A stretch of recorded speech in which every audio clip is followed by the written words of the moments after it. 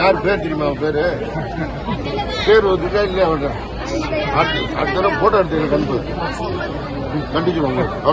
நிகழ்ச்சி முடிந்து வெளியே வந்த அமைச்சரை வழிமறித்த 8ஆம் வகுப்பு மாணவன் கொடுத்த புகார்தான் அங்கிருந்த மொத்த அதிகாரிகளையும் சற்று வியக்க வைத்தது. அடுத்த நொடி அமைச்சர் எடுத்த அதிரடி நடவடிக்கைதான் அரசு ஊழியர்களை பதற்றமடைய வைத்துள்ளது. யார் பேர் தெரியுமா? பேரு பேர் வந்துட்டா இல்லையா? அடுத்த தடவை போட்டோ எடுத்து கண்டிச்சு. பெரம்பலூர் மாவட்டம் குன்னம் அருகே உள்ள எழுமூர் கிராமத்தில் கடந்த வெள்ளிக்கிழமை அன்று மக்களுடன் முதல்வர் சிறப்பு முகாம் நடைபெற்றது. இந்த முகாமில் கலந்து கொண்ட அமைச்சர் சிவசங்கர் திட்டம் குறித்து பொதுமக்களிடம் பேசினார். பின்னர் முகாமை முடித்துவிட்டு வெளியே வந்த அமைச்சரை வழிமறித்த 8ஆம் வகுப்பு மாணவன் ரித்திக் என்பவர் புகார் ஒன்றை கூறினார். அரியலூர் டு தொழுதூர் செல்லும் அரசு பேருந்தை நிறுத்த ரித்திக் உட்பட 3 மாணவர்கள் கை நீட்டினோம். ஆனால் பேருந்து ஓட்டுநர் எங்களை தகாத வார்த்தைகளால் திட்டிவிட்டு பேருந்தை நிறுத்தாமல் சென்று விட்டார் என துணிச்சலாக அமைச்சரிடம் புகார் கூறியுள்ளார்.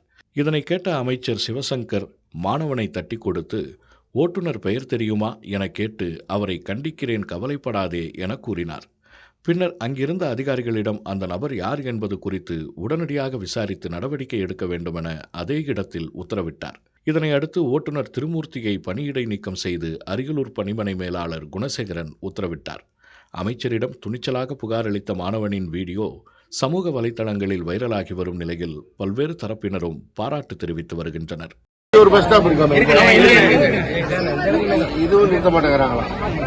யார் பேர் தெரியுமா? பேரு பேர் வந்துட்டா இல்லையா? அடுத்த தடவை போட்டோ எடுத்து கண்டிச்சு. உன் பேரு என்ன? நீ எந்த பள்ளிக்கூடத்தில் படிக்கிற? ஹைஸ்கூல்ல படிக்கிற. எத்தனாவது? 8th. இவனை வந்து நேரா கேட்டு அந்த பஸ் கண்டக்டர் யார் திட்டினதுன்னு தெரிஞ்சுட்டு எனக்கு ரிப்போர்ட் பண்ண சொல்லி.